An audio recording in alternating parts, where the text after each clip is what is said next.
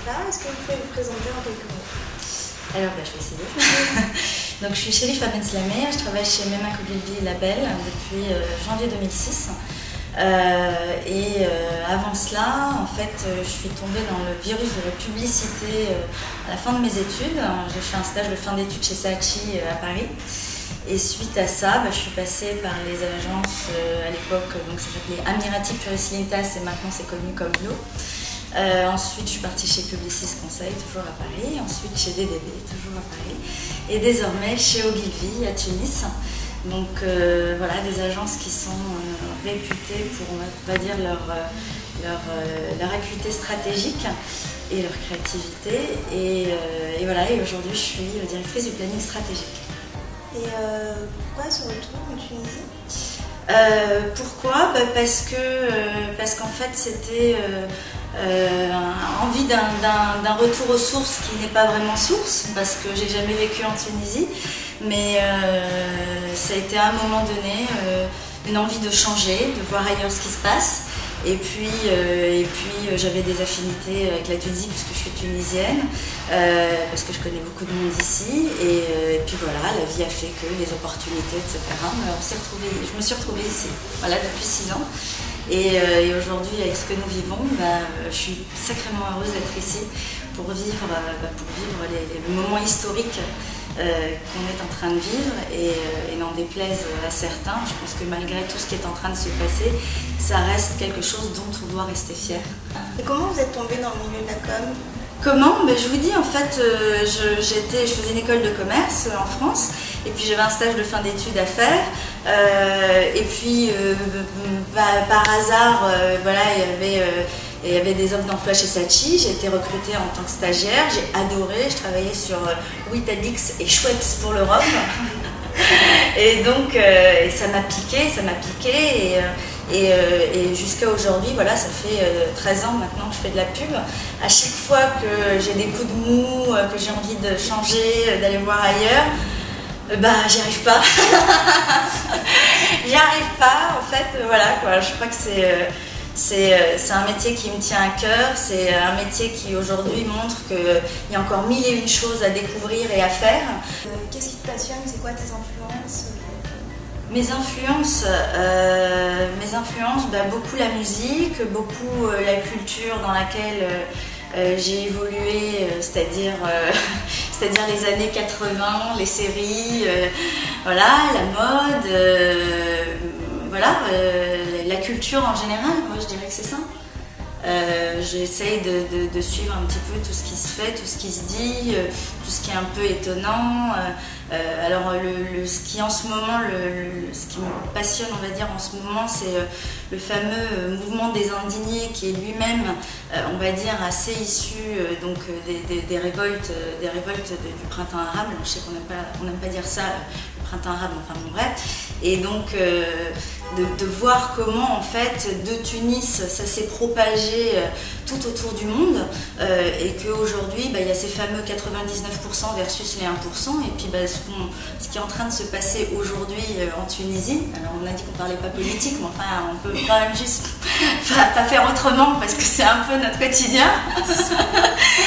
Mais bon, sans citer personne, mais c'est vrai que le mouvement des 99% versus les 1% qui disent voilà, vous partagez, il y a 1% qui se partage toutes les richesses du monde et il y a 99% qui essayent de récupérer les miettes. Je crois que c'est un peu le message qui a été délivré là lors des élections et auquel il faut faire face. C'est une réalité, il faut l'accepter, et puis il faut que tous les Tunisiens, avec les gens qui seront au gouvernement, essayent de trouver des solutions à ça. Je crois qu'aujourd'hui on est plus en train de parler d'un problème de justice sociale et de lutte des classes qui clairement ressurgit, quoi. Voilà. Et c'est quoi ton plus beau souvenir publicitaire? Mon plus beau souvenir publicitaire, alors le dernier là que j'ai en tête comme ça, c'est le film Lévis là, Go Forth Fonce, qui est d'ailleurs largement inspiré de ce qui s'est passé dans nos pays, parce que c'est un sublime message d'espoir Et puis voilà quoi, il y a ce côté engagez-vous, allez-y, foncez, la vie elle est devant vous. Je trouve qu'il est magnifiquement réalisé et qu'en même temps il répond à un idéal de vie plus juste qui est tout à fait dans la lignée du positionnement de Levi's, puisque Levi's au départ c'était quand même fournir des jeans au col bleu aux travailleurs col bleu donc. Et donc tout ce qu'ils font en fait, tout comme Apple, tout comme Nike, tout comme Adidas, mais est en accord avec leur vision de marque, leur idéal de marque. Et ça, je trouve ça formidable effectivement que des marques arrivent à avoir une posture plus sociétale et moins consumériste. Et j'espère qu'on y arrivera en Tunisie.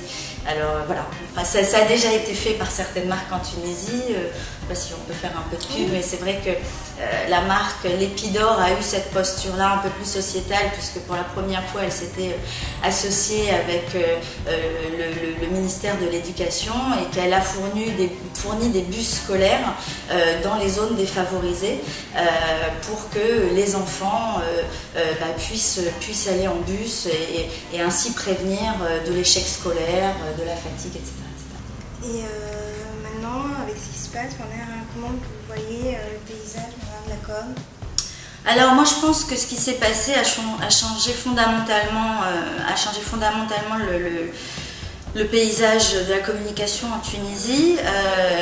D'abord parce que les consommateurs, les Tunisiens eux-mêmes ne sont plus prêts à simplement avoir des messages consuméristes au sens simple du terme, mais veulent justement, sont prêts désormais à ce que les marques se positionnent par rapport à ce qui se passe et une vraie vision. Donc moi je suis assez confiante justement en le fait que les Tunisiens soient prêts à ce que nous, en tant qu'agence, nous puissions aider les marques à avoir une attitude plus sociétale, une posture de marque plus sociétale, et donc qui prennent forcément plus de hauteur par rapport à leurs produits, et au business tout simplement. Aussi parce qu'à un moment donné, je veux dire, c'est pas juste du philanthropisme, c'est qu'à un moment donné, c'est eux qui vont y gagner, les marques vont y gagner. Donc c'est du win-win pour tout le monde. Question, si vous aviez un conseil à donner pour les gens qui ont envie de se lancer dans l'extrat ou dans la com en général, c'est quoi?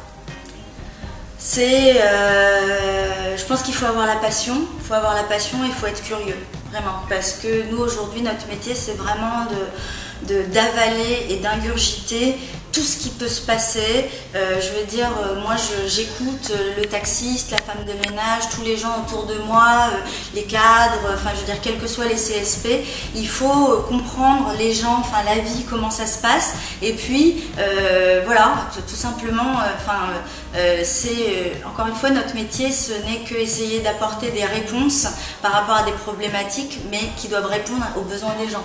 Donc tant qu'on ne connaît pas les gens et tant qu'on ne comprend pas leurs attentes, on n'y arrivera pas. On a beau être super créatif, il y a un moment donné, il faut vraiment que le message qu'on a à leur délivrer soit entendu par ces gens-là. Donc il faut, il